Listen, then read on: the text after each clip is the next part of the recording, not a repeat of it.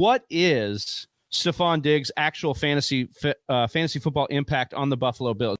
Right here. If you're watching the show right now on YouTube, go ahead and hit like and subscribe. That helps us build this program, build this community, and keep bringing you that fresh fantasy football content. Johnny, let's jump into some of the topics we picked out from Reddit this week.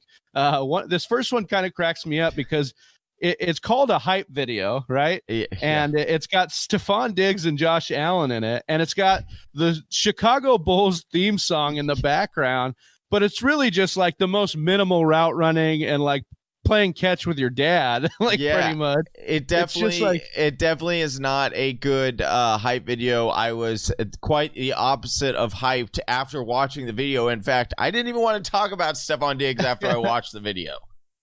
Yeah, so it says it was posted by you /Soul King 2 days ago, and it says first look at Josh Allen throwing to Stefon Diggs. It's actually a tweet from Ryan Talbot from the Buffalo Bills, or at least covers the Buffalo Bills.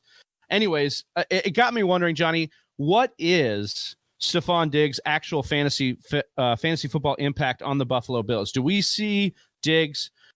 Diggs is kind of that guy that's always been close to the precipice of greatness. He has great route running, great explosion. Kind of reminds you in a lot of ways of Antonio Brown on the field, the way he can get down the field and kind of explode.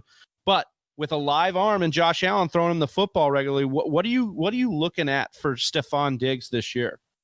So with Stefon Diggs going over to Buffalo, right? We know that Buffalo needed a wide receiver, a wide receiver one. Listen, John Brown is a great wide receiver, but he is more of a wide receiver two. He is not supposed to be the alpha dog. And so they go out, they pay up a lot of draft capital in order to get Stefon Diggs to come to Buffalo. Now, they couldn't get quite the deal that the Arizona Cardinals got with DeAndre Hopkins, but it's okay. They still were able to get him in a Bills uniform. Now, what is really, really interesting about Diggs, and when you dig into his analytics and his game film, the most of his plays are from the deep and short right routes on the field. Well, that just so happens to be an area where Josh Allen is actually one of the most improved at, or the most consistent at. He is a very inconsistent quarterback, puts up a lot of value at the quarterback position for fantasy football, but he's not the most consistent. Now, where it starts to get a little dicey for me, Travis, is where Josh Allen is at the deep ball. He only ranks 21st in the league at the deep ball, which is a problem. You're talking about Stefon Diggs, who the majority of his balls last year came from Kirk Cousins, and that deep ball they were 15, 20-yard plays down the field. Now, you're not going to be getting that as much with Josh Allen. One, because his down the field accuracy is not nearly actually this is what's kind of funny. It's more accurate than Kirk Cousins. Josh Allen is. However, you got to also think of who the different types of role players they have there in Buffalo. And with John Brown there is a lot of concern that he will get the deeper passes, the much, much deeper passes, and therefore it should limit Stefon Diggs.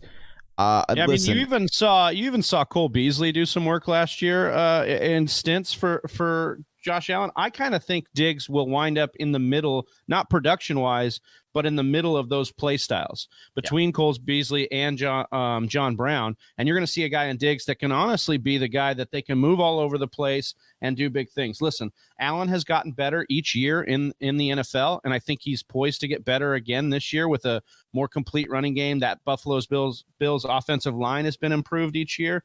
I honestly think Diggs is a decent stab here, but I just don't think that you're going to be.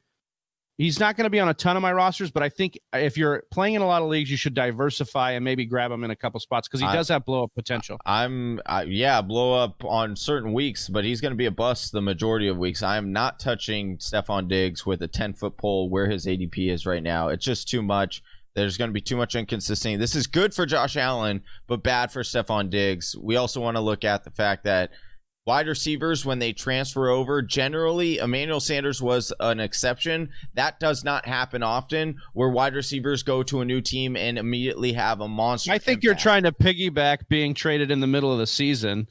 Emmanuel Sanders was, you're definitely trying to grab players that are traded in the middle of the season. This is an off season. He's going to get the full workout just like anybody else. Wait, time. But we have COVID right now, so he's not getting the full workout that normally everyone else does. And you have to understand that even with John Brown, like, he was inconsistent. He wasn't a consistent wide receiver. And Stefon Diggs is more talented than John Brown. Period. Period. He is. He is.